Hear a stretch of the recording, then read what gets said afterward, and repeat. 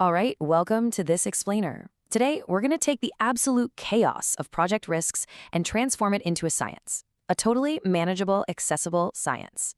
You know that feeling, right? You're leading a major initiative, everything looks good on paper, but there's just this lingering unease, this gut feeling that something, somewhere, is waiting to go off the rails. Well, today, we're dragging those shadows right into the light. We're going to dive into exactly how you can quantify, categorize, and actually conquer the unexpected variables that threaten your projects. So here's our game plan for today. We'll start by decoding project risk, then break down impact and probability. After that, we'll map out the risk matrix, run the numbers to calculate exact risk scores, and finally, wrap up with some rock-solid strategies for risk mitigation. Let's get into it. Part 1. Decoding project risk. Let's really understand what these threats are.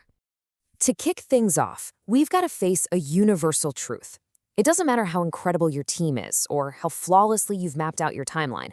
You are operating in an environment packed with variables totally outside your immediate control. So it really begs the question, what actually derails a perfect project? Why do these beautifully planned, perfectly scoped projects suddenly just fall apart? I mean, despite our absolute best efforts? Look, it's rarely because of a lack of skill or dedication. Almost always, it comes down to unmanaged variables that were just lurking out of sight. Let's bring this abstract idea of risk down to earth for a second, because these aren't just bad luck. They are concrete, real-world threats. Think about, say, server downtime suddenly causing your entire application to crash, completely delaying the project. Or picture this, a major web browser pushes an update and boom, it completely breaks the responsive UI design you literally just finished right before launch. What a nightmare, right? Then you've got the human element, like miscommunications with a client or sponsor about what the requirements actually were. And of course, there's always the classic, just not having enough project funds to even support the bid in the first place. These are the tangible, everyday things that can absolutely kill a project. Okay, moving on to part 2, impact and probability.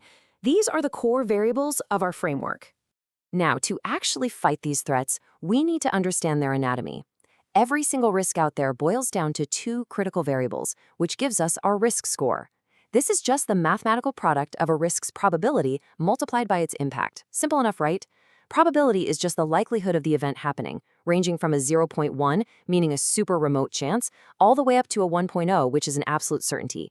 Impact, on the other hand, is the severity of the damage if that event actually does happen.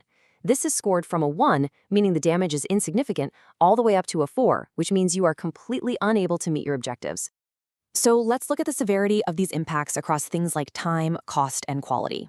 On the lowest end of the spectrum, an impact might just be a slight slippage against your internal targets. Annoying? Sure, but manageable. But as you slide further up that scale, things get a little scary. A moderate impact could mean failing to meet key deadlines or suddenly losing the confidence of your stakeholders. Push it all the way to the extreme, and a delay could literally jeopardize the entire viability of the project. Or worse, the project outcomes become totally unusable. That means you're looking at a massive reallocation of institutional funds, or even having to borrow money just to survive. This right here is exactly why we measure. A slight slippage can totally snowball into a project-killing catastrophe if you aren't paying attention. Part 3. Mapping the risk matrix. This is where we start visualizing these threats. Okay, the absolutely crucial step here is knowing exactly where each of your threats lives. What we have here is an incredibly powerful 5x5 grid where impact and probability intersect. Down on the bottom axis, you've got impact, going from 1, which is negligible, up to 5, which is severe.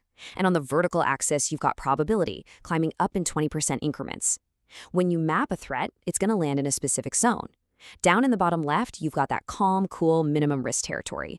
Low probability, negligible impact, nothing to sweat over. But as the likelihood and severity crank up, you cross the threshold into moderate risk, then high risk, until you find yourself firmly in that glaring red extreme risk zone in the top right. This heat map is a game changer because it dictates exactly where your team needs to focus its energy today. But wait, here's a really fascinating rule that totally flips how we view these threats. Check out this 80% threshold. Any threat with a probability of over 80%, it's actually no longer considered a risk. It crosses a threshold and becomes a cold, hard fact. You don't just toss it into a risk management matrix anymore. No, you address it directly in your core project management plan. Basically, if it is over 80% likely to happen, you absolutely must plan as if it's already happening. Which brings us to part 4, calculating risk scores. Let's look at the quantitative analysis. Now, For the threats that do fall under that 80% threshold, we basically have two ways to analyze them: qualitative and quantitative. Qualitative analysis is what we were just doing with that heat map, broadly categorizing risks into minimum, low, moderate, high, or extreme using a 1 to 5 scale. But quantitative analysis, that's where we get down to the exact decimals using a 1 to 4 scale. So for example, let's say we have a cost risk, like not having enough funds to support the bid. Let's assign it an 80% probability, so 0.80. We give it an impact of 4. Multiply 0.80 by 4 and you get an exact cost risk score of 3.20. Now let's try a schedule risk, say insufficient resources to finish on time.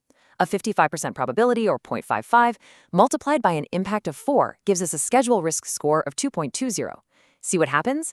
Suddenly, you aren't just guessing which risk is worse. The math objectively proves that the cost risk demands way more immediate attention. And finally, Part 5, Strategies for Risk Mitigation. It's time to neutralize these threats.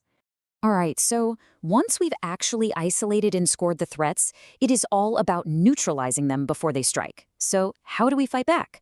Well, the source material outlines some incredibly proactive tactics to safeguard your project. One of the absolute strongest moves you can make is to increase the project manager's authority. Give them the power to make those fast, tough calls. You also want to emphasize team support over a siloed structure, which drastically improves both problem handling and your communication with clients. You should be updating your clients far more frequently on your progress too. And perhaps most importantly, increase the frequency of your project monitoring. Do those periodical checks on the server status. Keep a super close eye on those browser updates. And make sure you're selecting your most highly experienced project managers to oversee the really volatile stuff. This brings us to a really vital difference. The difference between your frontline defense and your backup plan. We divide our response into mitigation actions, which is what we do right now to prevent the risk, and contingency plans, which is what we do if the risk happens anyway. Let's look at cost risk. Your proactive mitigation here might be finding a partner to help share the costs. But your reactive contingency plan? That's borrowing money from a bank or an investor to fund the effort. Now let's look at a schedule risk. To mitigate it proactively, you might borrow some additional proposal staff from another division. If that fails, your contingency plan kicks in and you hire outside consultants. The takeaway here is that you always need a primary shield and a backup parachute. Which brings us to the end of this framework and leaves us with one incredibly vital question. Are your project risks actively managed, or are you just getting lucky? We've seen how a slight internal slippage can mathematically snowball into a full-blown crisis that requires institutional borrowing. But the good news is, now you have the tools. You know exactly how to multiply probability by impact. You know how to map it on a 5x5 grid, how to distinguish your 80% facts from your variables, and how to build both mitigation and contingency plans. So don't let your next major project rely on luck. Take control, run the numbers, and engineer your own success. Thanks for hanging out with me for this explainer, and I highly encourage you to try applying this matrix at your very next project meeting. See you next time.